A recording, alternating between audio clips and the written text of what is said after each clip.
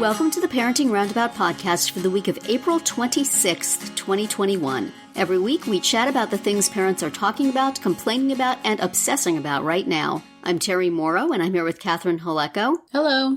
And Nicole Eridix. Hi there. This week we are complaining about women. We're complaining about women? Aren't we women? It's supposed to be complaining about worrying. Sorry, did I... Well, it's kind of the same thing, isn't it? You just didn't finish the sentence. They're kind of synonymous, ain't they? Okay, and obsessing about classes to take with our kids. We're also taking a couple of breaks for an entertainment discussion and a recommendation roundup. Today, we are talking about grandparents.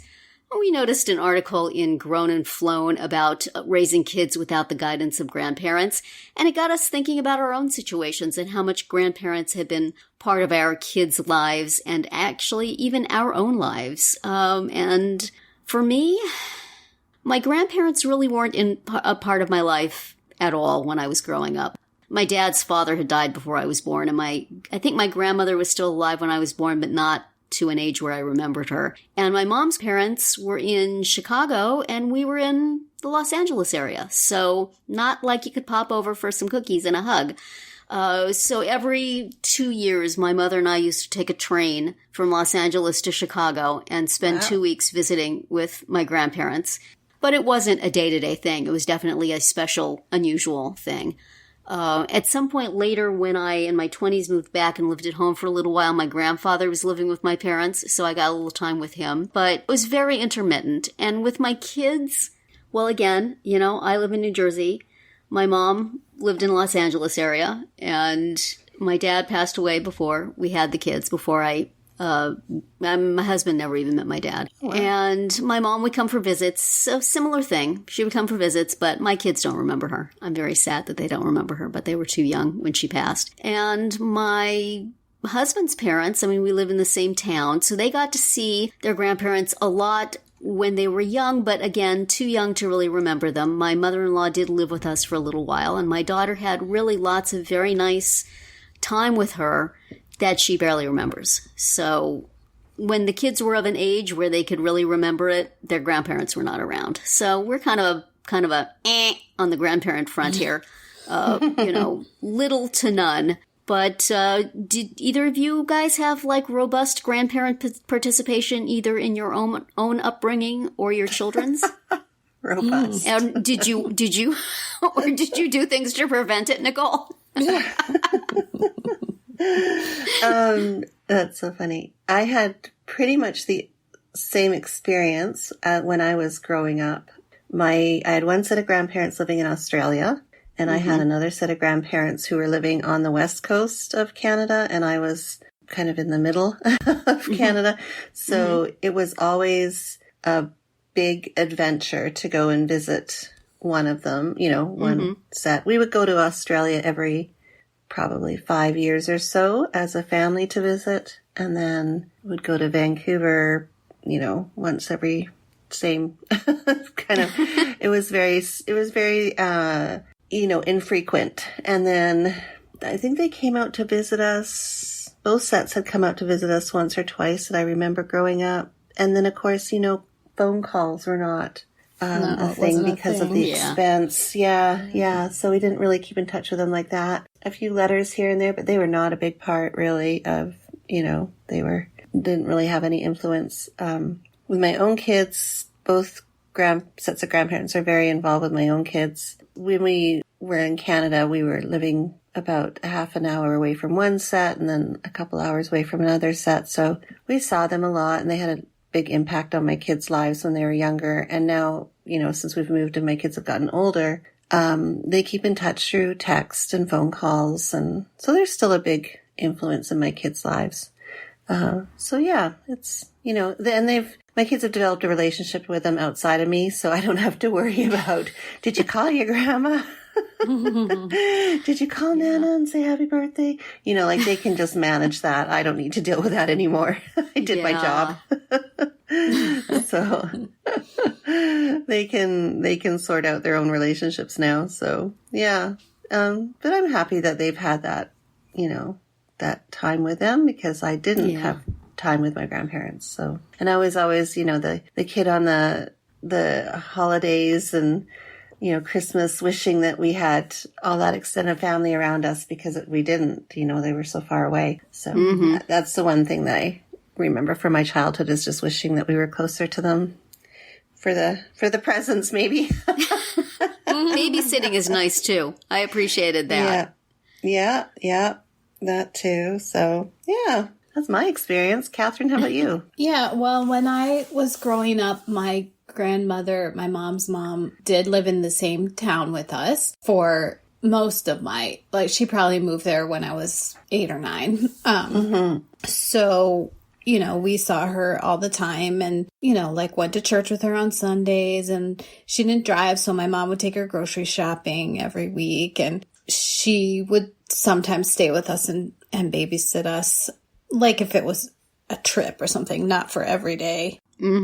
Work and stuff. And then I also had an aunt and uncle, and they lived right around the corner. So our holidays and things were all that whole family. My dad's, both of the grandfathers had passed away, and my dad's mom lived farther away. So we didn't see her nearly as much as we did see my mom's mom, who lived right in our town. And then my husband, he grew up completely surrounded by family, extended family. He lived with his mom and his grandmother. Then he had his great aunt and uncle in the same house, a twin home where one lived on one half, one lived on the other half. And then other ones within half a block, everybody was there. And, my kids were able to be pretty close to his mom and even his grandmother. They got to know their great grandmother, which was special, and great aunts and things that were almost like great grandmothers, But then when my kids were 10 and 13, my husband's mom passed away. And that was one of the last, people in his family, really, because so many were so elderly. So, of course, they did get to have a relationship with her, but then we lost her. And, my parents, we've always lived pretty far away from them, but we've seen them quite a bit, most holidays, if it's not Christmas, it's Thanksgiving or whatever. And then maybe once or twice other throughout the year, we would get to visit. Of course, since COVID, we have not seen anybody for, over a year. So that's been a bummer. But we do have plans to go and visit my parents in June. So my kids will get to see their grandparents for the first time in a year and a half. Nice. And they're not great about, they definitely don't talk on the phone. My children. I do. We've had pretty regular Zoom calls and just regular phone calls, but the kids don't really participate in those. And then, but they will, if it's a birthday or a holiday or something like that. So yeah, I didn't benefit from, like you said, Terry, the babysitting and the day-to-day support, which I think in a lot of ways would have been very nice. Yeah. So we've had to do other things to stay in touch. Right. Yeah. Yeah. I did often wish we really like living where we live and it's a good place to be. But one of the big drawbacks is that there's no family around. Yeah. Yeah. It's hard at times, I haven't been in a situation where I lived very close to my parents who were able to give us a lot of support when my kids were younger. And then not having that, it's a big difference. How much, how their level of involvement, it really changed once we moved down here, just because of proximity. But yeah, and my kids had a really good relationship with my grandmother. So their great grandmother, which was kind of cool too. When they were younger, so they remember her and her quirky personality. So yeah, it was a big shock when we moved away because they were quite involved. So yeah, so kind of a mixed bag for all of us. Yeah. Let's say so. But I don't know what the norm is anymore. Is the norm for grandparents to be involved, or is the norm for people to be scattered? I don't know. I feel like it's definitely a mix because, Right. Yeah. you know, people are far more mobile than they once Yeah. were. But, you know, here I feel like quite a lot of people, you know, friends of mine that are parents also have their parents fairly close by. Yeah. Really? I know they have like grandparent days at the schools, and there must be kids who have them to bring them, or they wouldn't have them. I think my in-laws got to go one time, and they were so psyched. It was so cute. But I think it only worked out that one time. But I don't know. I already warned my kids that, you know, wherever they end up, I'll be a block away. yeah, my mom could have moved across the country and been here if she'd wanted to.